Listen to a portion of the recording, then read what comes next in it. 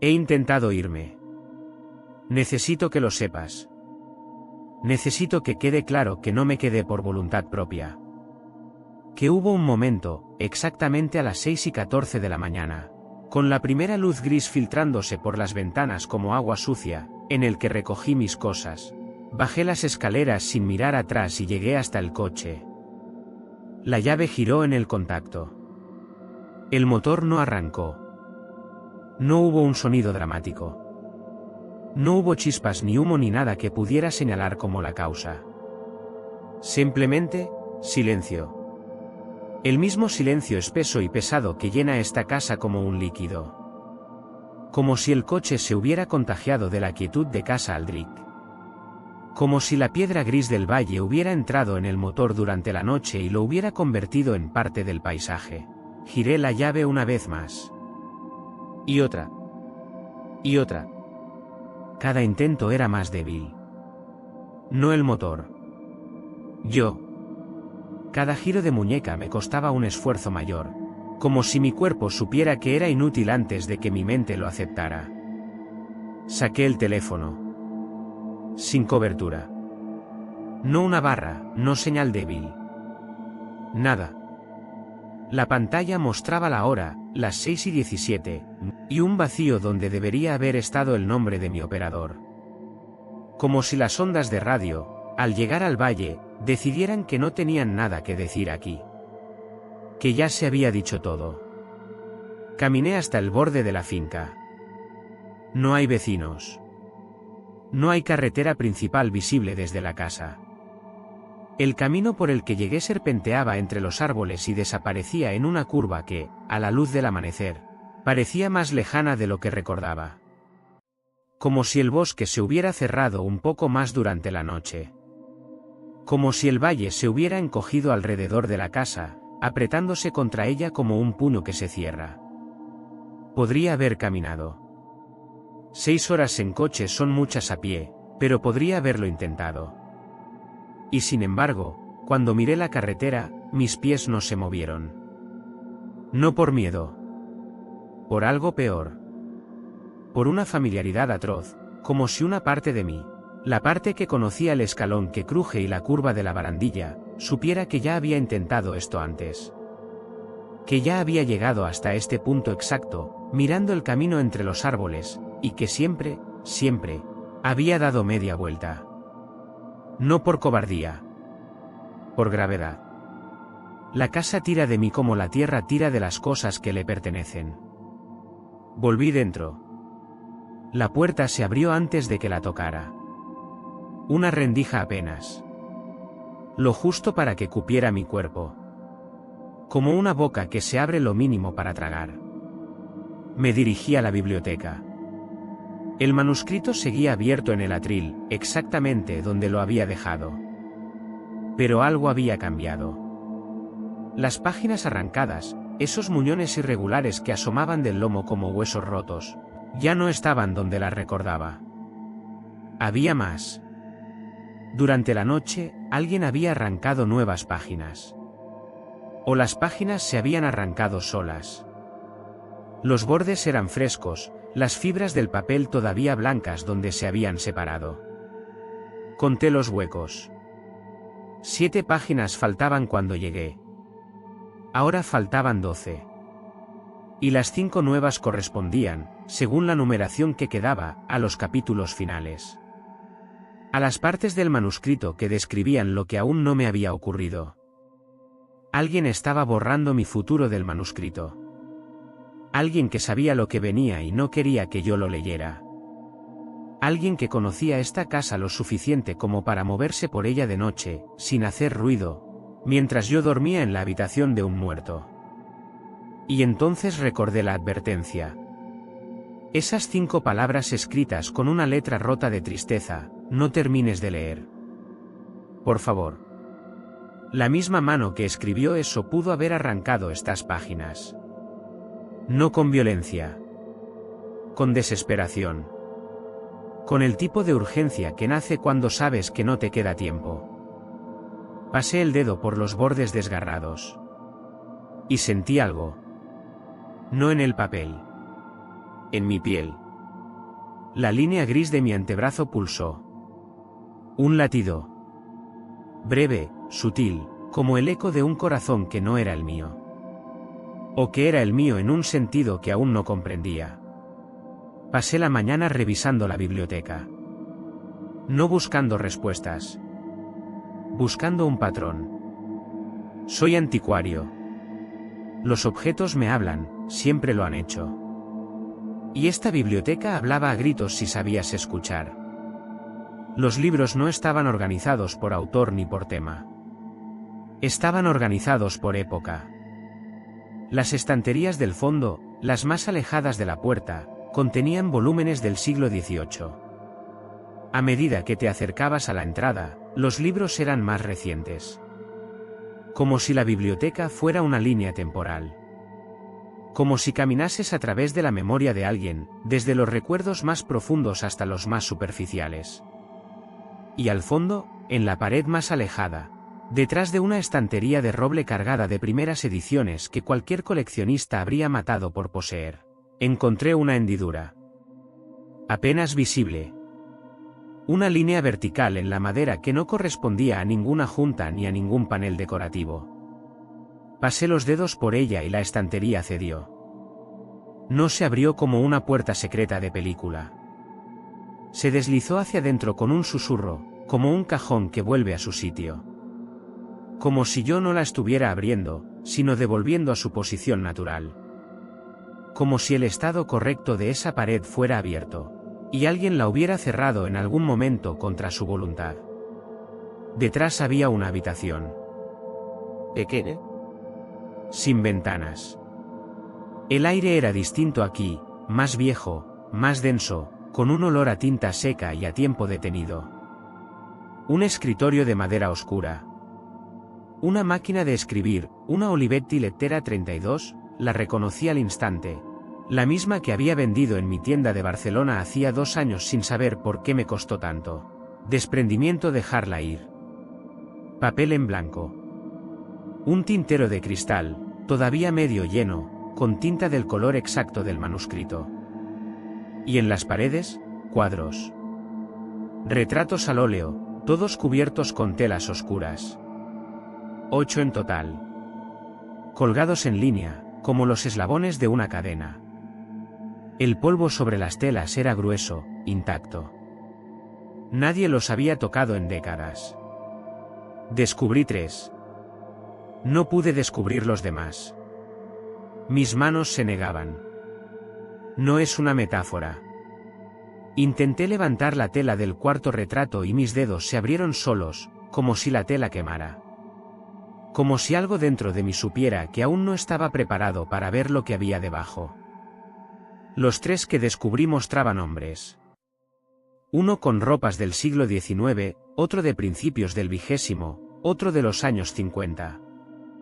Diferentes rostros, diferentes épocas, diferentes nombres grabados en placas doradas en la base de cada marco. Pero había algo en la mirada. Una cualidad en los ojos que no podía atribuir al estilo del pintor ni a la coincidencia. Era como mirar fotografías de la misma persona disfrazada de distintas épocas. La misma melancolía. El mismo hambre. La misma soledad profunda y antigua que yo veía en mi propio reflejo cada mañana. Debajo del escritorio, en un cajón que se abrió con una facilidad sospechosa, como si quisiera ser encontrado, había manuscritos. Docenas. Los extendí sobre el escritorio. Mis manos temblaban, pero no de miedo. De algo más parecido al reconocimiento. A esa sensación que tienes cuando abres una caja de objetos de tu infancia y encuentras algo que habías olvidado, por completo, pero que, al tocarlo, despierta un universo entero de sensaciones dormidas. Eran versiones del mismo manuscrito. Todos empezaban igual: alguien llega a casa Aldrich. Alguien encuentra el manuscrito. Alguien lee. Alguien se queda. Pero cada uno tenía un nombre diferente en la primera página. Y cada uno estaba escrito en un estilo diferente. Los más antiguos eran extraordinarios. El primero, fechado en 1823, atribuido a un tal Sebastián Aldrich, Estaba escrito con una prosa que dolía de hermosa. Cada frase era un edificio perfecto de palabras. Describía el valle como un cuadro de Caspar David Friedrich, la casa como una criatura dormida, el manuscrito como una carta de amor escrita por alguien que ya no recordaba el nombre de su amado. Había pasajes que me obligaron a cerrar los ojos. No por horror. Por belleza. Por una belleza tan intensa que se parecía al dolor. El segundo era de 1867. Una mujer llamada Catalina. Su prosa era más fría, más precisa, pero todavía brillante. Como una cirujana de las palabras. Describía los mismos eventos con un ojo clínico que no conseguía ocultar el terror debajo. Ella había notado cosas que Sebastián no, los surcos en el suelo, el patrón de los espejos cubiertos, la manera en que las proporciones de la biblioteca no coincidían con el exterior del edificio. El tercero, de 1912. Un hombre llamado Joaquín. Su manuscrito era más corto. La prosa, más simple. Todavía correcta, todavía legible, pero le faltaba algo. Como una canción que recuerdas pero cuya melodía se te escapa. Las descripciones eran más genéricas. Los sentimientos, más planos. Como si quien lo escribió, o quien lo dictó, o lo que lo generó, estuviera perdiendo la capacidad de sentir con matices. El cuarto, de 1953. Sin nombre en la primera página. Un manuscrito de apenas 10 folios. La letra era grande, torpe, infantil. Las frases se repetían. Las descripciones eran rudimentarias. Donde Sebastián había visto un cuadro de Friedrich, este manuscrito decía, la casa era grande. Hacía frío. Nada más. Como si la mente detrás de estas palabras estuviera olvidando qué significaba ser humano. Como si la maquinaria que producía estas historias se hubiera desgastado hasta los engranajes, y cada nuevo producto fuera una copia más borrosa de la copia anterior. Fue entonces cuando noté el apellido en el manuscrito de Catalina. No Aldrich a secas. García Aldrich. El apellido de soltera de mi madre era García. Sentí algo helado recorrerme la columna. No el frío del miedo. El frío del reconocimiento. Esa temperatura específica que adquiere tu cuerpo cuando una verdad que siempre estuvo ahí deja de esconderse. Todos los manuscritos terminaban igual. La última línea, siempre la misma, con variaciones mínimas que se iban simplificando con cada iteración. En 1823, y el heredero comprenderá que la casa no lo atrapó. Que la casa lo recordó. Que siempre estuvo aquí, esperando volver. En 1867, el heredero se quedará. La casa recuerda. En 1912, se quedará. Siempre se queda. En 1953, quédate. Cada vez menos palabras. Cada vez menos humanidad. Cada vez más hambre desnuda. Como si la casa estuviera perdiendo la paciencia. O la capacidad de fingir. Y había uno más. Un manuscrito que no seguía el patrón. Estaba escrito en segunda persona. No describía lo que alguien hizo. Describía lo que alguien haría. Un imperativo disfrazado de predicción. Llegarás.